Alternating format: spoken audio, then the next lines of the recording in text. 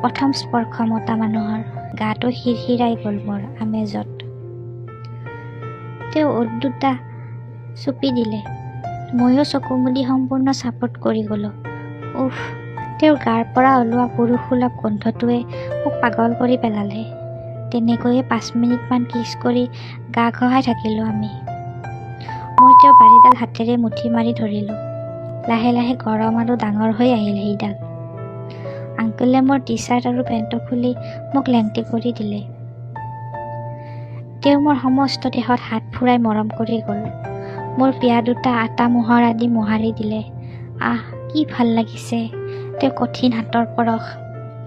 এটা পিয়া তেওঁৰ মুখত সোমাই চুপি নিপলটো সামান্য কামুৰি দিলে। আহ বুলি মই কৈ উঠিলোঁ। দুয়োটা নগ্ন এতিয়া আমি। গা গৰম উঠি আহিল। মই সম্পূৰ্ণ ঢিলা হৈ দিলোঁ তেওঁৰ ওচৰত। তেওঁ ক'লে, ৰ'বা বেডত যাওঁ আমি। মই বুলি মূৰ দুপিয়ালোঁ। তাৰ আগতে ৰ'বা বাহিৰৰ দৰ্জাখন মাৰি আহোঁ। তেওঁ তেনেকৈ লেংটা হৈ মেইন দৰ্জাখন মাৰিব গ'ল। খোজ কাঢ়োতে তেওঁ মস্ত থিয় হৈ থকা বাৰীডাল ইফালে সিফালে হৈ আছে। ময়ো গাত টাৱেলখন মেৰিয়াই তেওঁৰ পাছে পাছে গ'লোঁ। আংকলে দৰ্জাখন মাৰি মোক দাঙি কোচাত উঠাই ল'লে। মোৰ টাৱেলখন তাতেই খুলি পৰিল। তেওঁ মোক আনি বিচনাত শুৱাই ল'লে। এইখনেই সেইখন বিচনা। অলপ আগতে আণ্টিক চুদি আছিল। আৰু বা কিমান ৰাতি পাৰ কৰিছে তেওঁলোকে ইয়াত। মোৰ ভাবিয়ে কিবা ভাল লাগি গ'ল।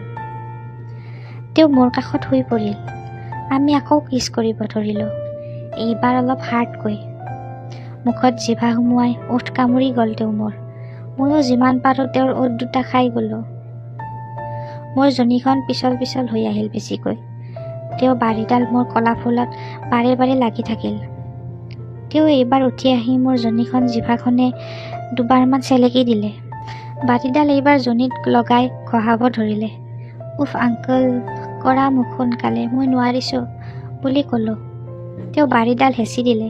পিছল হৈ আছিল জনীখন। অলপ সোমালে। মোৰ বিষাই গ'ল। অহ মা বুলি চিঞৰি দিলোঁ। দুখ পাইছানি? সুধিলে। মই মূৰটো দুপিয়ালোঁ। আজি প্ৰথম কাৰণে অলপ পেইন হ'ব, ভয় নাখাবা। ট্ৰাষ্ট মি, বহুত ভাল লাগিব তোমাৰ। আই ন' আংকুল, ইউ কেৰি অন। মই জানো অলপ বিষাবই প্ৰথম কাৰণে। লগৰবিলাকে কয় মোক সিহঁতৰ ছেক্স কৰা এক্সপিৰিয়েঞ্চবিলাক। মই ভৰিকেইটা বহলাই মেলি দিলোঁ যাতে তেওঁ বাৰীডাল আৰু আৰামত সুমুৱাই দিব পাৰে। তেওঁ লাহে লাহে অলপ অলপ কৰি সুমুৱাই গ'ল। উফ, বহুত মৰমত কৰিছে তেওঁ মোক, গম পাইছোঁ। মই ভবা নিচিনা ইমান পেইন হোৱা নাই। তেওঁ এইবাৰ অলপ জোৰ কৰি এটা ধাক্কা মাৰি গোটেইডাল সুমুৱাই দিলে। আহ, মোৰ মুখেৰে ওলাই গ'ল। তেওঁ তেনেকৈ অলপ সময় ৰৈ দিলে। মোৰ জনীখনে তেওঁ বাৰীডাল কপকপীয়াকৈ চেপা খাই আছে। আৰু ভিতৰত মোৰ এনেকুৱা লাগিছে যেন সেইডাল মোৰ পেট পাইছেগৈ।